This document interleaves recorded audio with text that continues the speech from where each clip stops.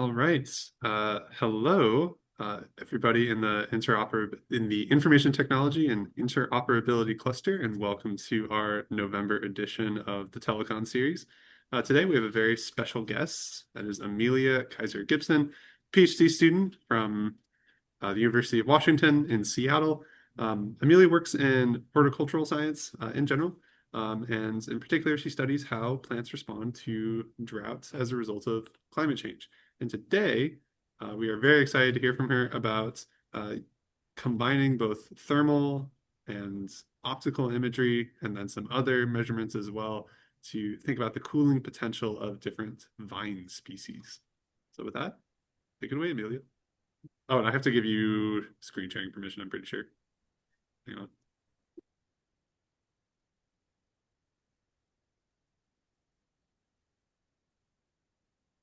Okay, there.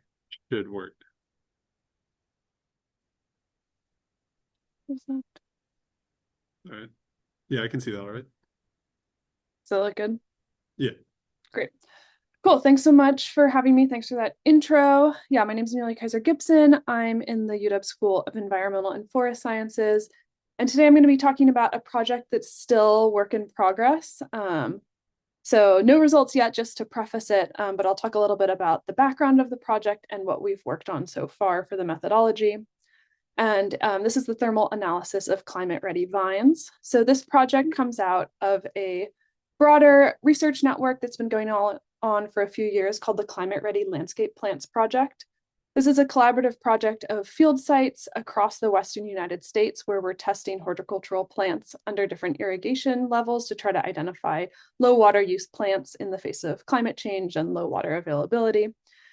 So we have a site at UW at the Center for Urban Horticulture. One of our collaborators is at Oregon State University. So they're at the North Willamette Research and Extension Center just south of Portland, Oregon. Then we have two sites in California at the University of California, Davis, and in Irvine at the South Coast Research and Extension Center. And then shifting a tiny bit east, the University of Arizona and Utah State University. So you can see our network spans a large variety of different climates across the Western U.S. We give different irrigation treatments. They're based on reference evapotranspiration, so that's total water loss from the system. The combination of evaporation from surfaces as well as transpiration out of leaves. We also know the soil type and texture at each site, so we can take that into consideration in terms of the soil water holding capacity. And then we track recent precipitation. So far, we've done 2 iterations of this project. We've tested about 30 plants at the UW site. I think it scales up to at least 60 across the whole network because we try to overlap plants at each site. And then the good news from this research so far has been that a lot of the plants are able to be recommended at the low water use. So that's great for water conservation and cutting down on urban water use. So moving forward, we wanted to kind of expand the project a little bit. So we were thinking about some different options and settled on testing vines. So that's the Climate Ready Vines project, which we're working on right now. It's utilizing the same network across universities in the Western U.S. And we're trying to identify vines that are best suited for low water. So you can see in the background of this image, we've installed trellises. They're made up of hog panels and T-posts across our plot. We expanded the project instead of just 1 summer of irrigation deficit. They've received 2 summers of irrigation deficit, which is pretty exciting to see a little bit more of the long-term impact. And then we've expanded the project to ask the question of if the amount of water the vines are receiving changes their cooling potential. This is pretty important under climate change. We're seeing increasing maximum and minimum heat. In urban environments, there's lots of hard surfaces like buildings and concrete, which absorb and reemit heat. This is what's known as the urban heat island effect. So it's often warmer in urban environments than more rural areas. We often depend on trees in urban environments to provide shade and cooling, but trees often don't do great in urban environments. They also take a long time to get established in order to provide shade. Vines have a pretty fast growth rate. We could install trellises along buildings and grow vines up them fairly quickly. And then if we're able to identify plants that perform well under low water availability, that's also promoting water conservation. Aside from shading, the other main way that plants provide cooling is during the process of photosynthesis. So plants exchange gases via the stomata on their leaf surfaces. So they uptake carbon dioxide in order to fix it into sugars through photosynthesis, and in that process are losing water. This is a trade-off that plants experience when they have low water availability. They often choose to close their stomata in order to prevent water loss, but that also decreases carbon uptake. So there's this inherent trade-off when plants experience water deficit. So this means that potentially the amount of irrigation that plants are receiving may impact leaf temperature because they might close their stomata and decrease this evaporative cooling through photosynthesis.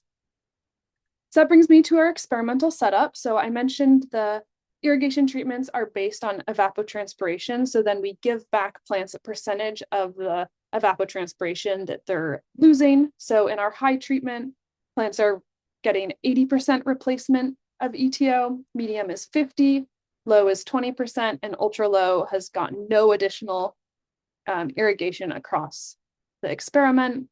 So that results, we use drip rings and plants get kind of a deep watering in pulses. So we water our high treatment about once a week and the low treatment maybe once a month. For this project, we've used a randomized complete block design. So we have 8 blocks. Within each block is one representation of each plant and irrigation treatment. That's to kind of reduce the influence of different environmental conditions as you go across the plot. We've taken monthly measurements across 2 growing seasons. So for us, that's the months in Seattle when there's not rain happening so that we can have an irrigation deficit. And then we have 6 different plants of interest. So I'll go through those really quick here. So they're all horticultural varieties, but we have a horticultural grape, Vitis Rogers Red, Campsis radicans, which is trumpet vine, Lonicera is honeysuckle, and then Aconidia, which is hardy kiwi, Gelsemium is Carolina jessamine, and Parthenosis quinquefolia is Virginia creeper. And so as you can see from these images, these were taken near the end of this past growing season. There's a range of how well the plants have done in terms of covering their trellises, as well as just different growing habits in general. Even from the plants that have done a really good job of covering their whole trellis, like this Parthenosis, they have what's called compound leaves. So each leaf is made up of multiple leaflets, versus the Vitis, the grape that's also done a really good job of covering the trellis, has larger, more complete leaves. So we're curious how these different growing habits as well as leaf shape influence their plant's cooling potential as well. For data collection, we collect aesthetics. So these are metrics that have been established in collaboration with the horticultural industry, and those are what we have been using for years to establish a plant as being low water use. If it maintains a really good overall appearance rating across the low irrigation treatment, then that means that this plant can grow well under low irrigation treatment. So yeah, we also take into account foliage quality, floral display, pest and disease resistance, as well as vigor. So how fast is a plant growing?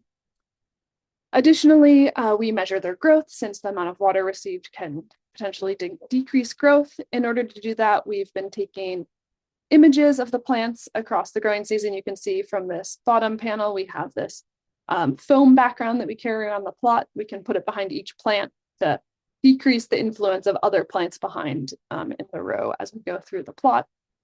Then we've just done some image thresholding in order to extract the leaf area from those images.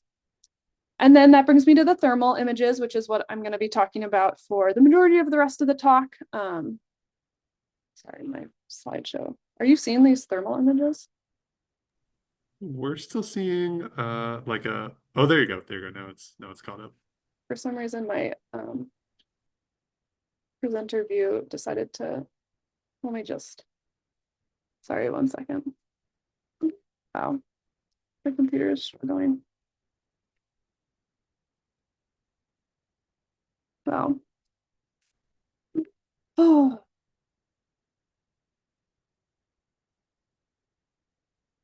Okay, my Zoom froze, so. Take your time. I don't have anything going on my computer, of course. Great. So that brings me to the thermal analysis. This is the data that I'll be talking about for the rest of the talk. We've collected monthly images across 2 growing seasons. So at UW, we have 180 plants. So that's over 1,000 images just from the UW site. And then we also have the 4 other sites. We're using a FLIR C5 thermal camera to do this. It's a pretty low cost camera. And then we use the black background in order to prevent overlap with other plants in the plot. So the main question we're trying to answer here is if there's a significant difference in leaf temperature between irrigation treatments and leaf shape. And in order to do this, we're trying to average the canopy temperature across these images. In order to do this, this has been more difficult than I thought it might be when we first went into it, and we didn't come into it with a plan for analysis. So one of the first hurdles was that the camera automatically uploads images to the FLIR website with some of their own software. There's no easy way to just download the thermal data as a spreadsheet or something like that. So first, we played around a little bit with some of the measurement tools that they have available. You can draw a polygon around the plant, but that's just clicking points to try to capture what is plant and what is not plant. It's pretty tedious. It doesn't do a great job. You can see on an image here that has lots of different branches that we're not capturing everything, or it would take a really long time to. And then there's also gaps in the canopy that isn't getting selected. So with that, we went on to look at some of the other options, such as using, wow, my Zoom is frozen. Okay.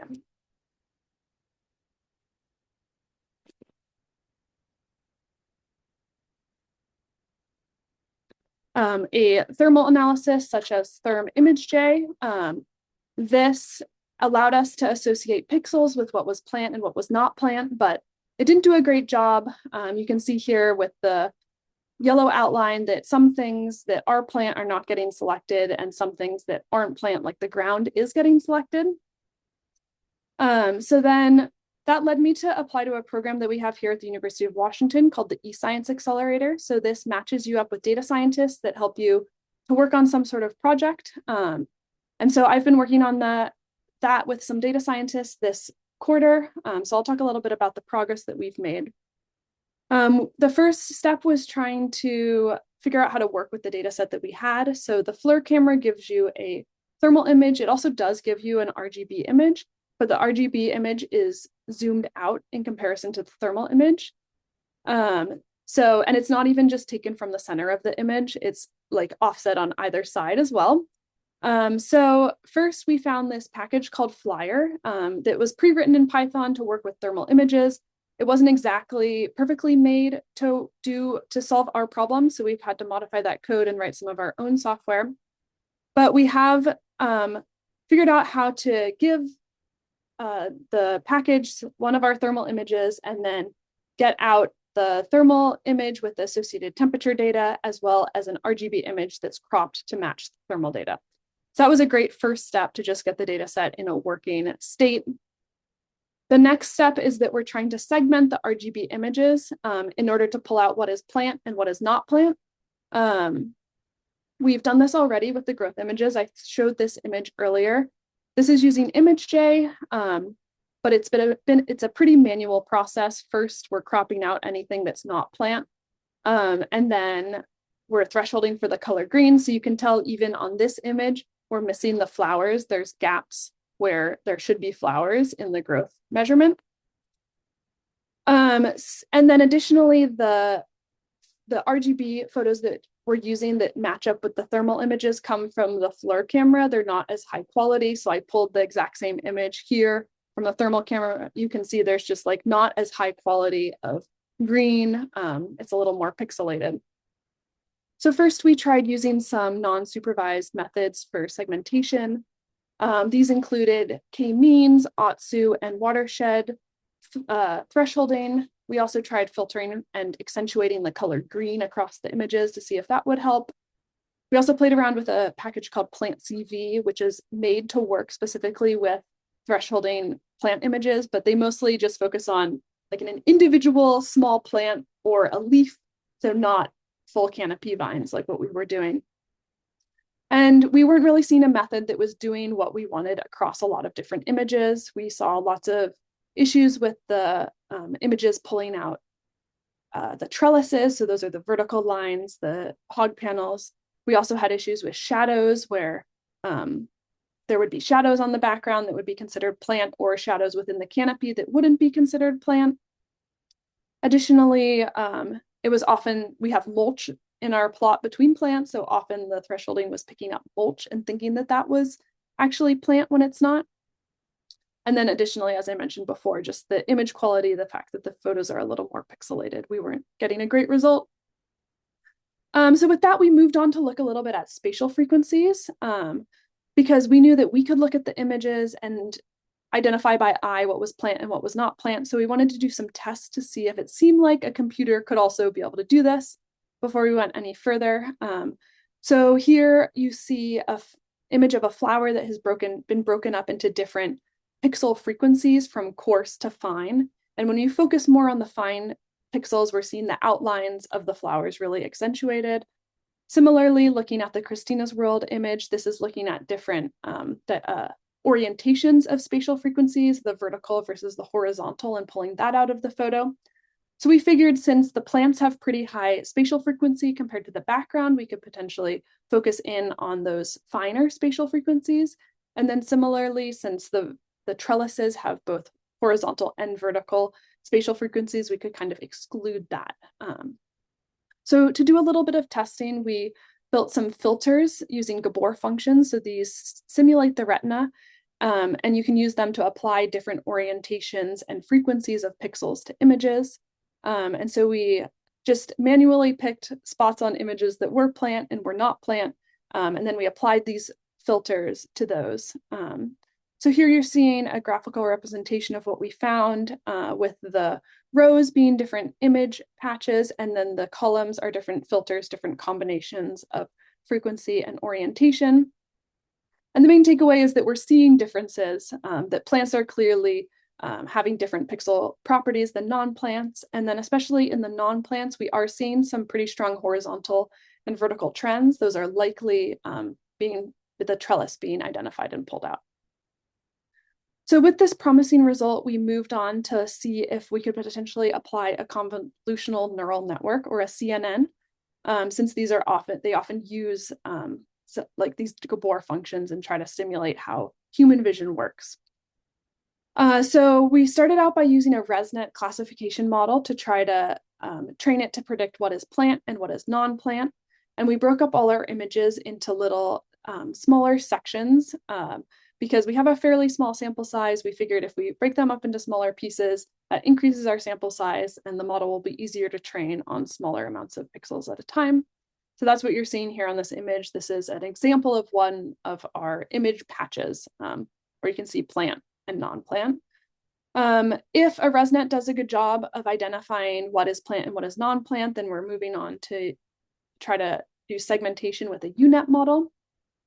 So far, I have written a CNN class in PyTorch using a ResNet to make this prediction. In order to do that, we had to annotate images. So that was just manually going through on a tablet and drawing what was plant and what was non-plant on over 40 images at this point across the data set. We randomized it to try to have good representation. So you can see that there's a pretty big variation in terms of how dense the plants are, or even the size of the plants as you go through the data set. So this has been a pretty big time commitment recently. And then moving on with that, we did some preliminary training on a subset of the data set. This is showing you on the y-axis the predicted percentage of plant function fraction, and on the x-axis the true plant fraction. So it's doing a pretty good job. It's following the trend line fairly well. There's a correlation of 95%. So it's pretty promising results. And now we're working on training with a proper split of training versus testing data, as well as increasing the amount of annotations that we have in the data set. And then since this ResNet seems pretty promising, we've shifted a little bit and we're working on extending the model to be a UNet. So that would actually, instead of telling us the percentage in each image patch that's plant versus non-plant, it would actually say, here in this image, you have plant here and not plant here.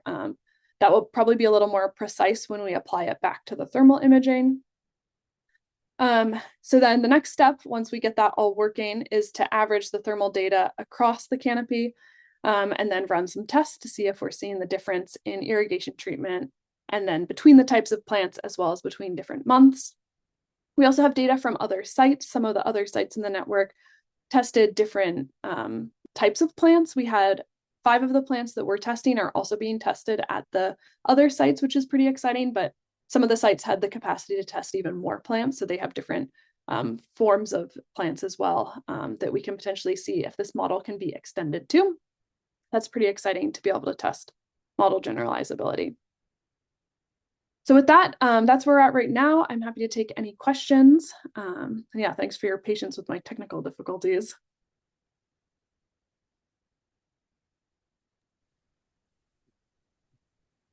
All right. Thank you, Amelia, for that super interesting talk. Any questions from anyone else on the call right now?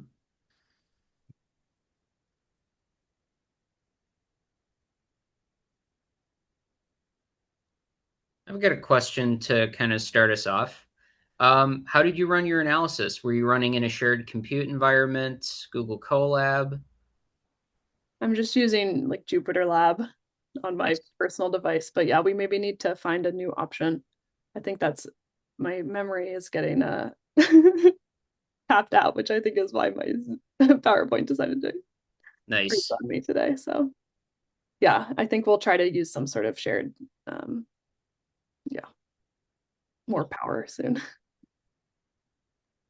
I guess my understanding is that at least like especially with high resolution like digital camera images, like they get pretty bulky like really fast. Yeah, lots of wants to use all my computer memory, so I can't do anything else. Oh man.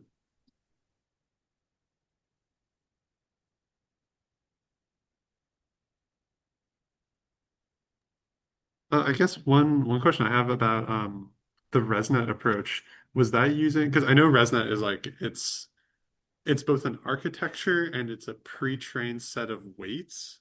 So did you use the weights and then like train a model on top of that?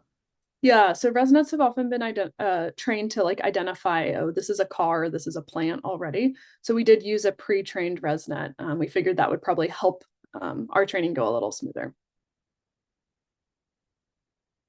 Cool. Where did you get that ResNet at? Is that on Hugging Face or I places think it like just that? was in PyTorch. Oh, nice. Yeah, they have different ResNets already loaded.